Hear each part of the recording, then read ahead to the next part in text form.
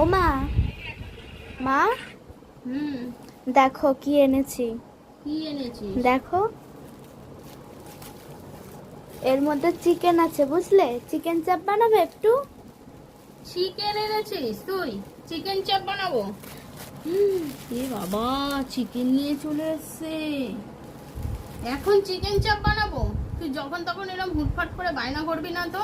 Chicken চাপ খাবে এখন। চিকেন চাপ বানাবার জন্য কত কিছু লাগে জানিস তুই? বানিয়ে দাও না, দেখো কি সুন্দর চিকেনটা, একদম ফ্রেশ একেবারে। দেখি বড় বড় পিস করেছিস কিনা। অনেকটাই বড় বড় পিস। বাহ, ভালোই বড় করেছিস, কিন্তু এখন বানাতে ইচ্ছা করছে না। তো ঘরে তো পোস্তও নেই, কাজু বাদামও নেই। তাহলে তোর বাবাকে ফোন করে বল পোস্ত কাজু বাদাম এগুলো নিয়ে আসতে, তাহলে আমি এটা ধুয়ে রেডি করতে থাকি। তোর দিকে বাবাকে ঠিক বল আছে, ফোন আমি তাহলে করে। ফোন করি, হ্যাঁ, ফোন তুমিও কর। রেডি করো। ঠিক আছে।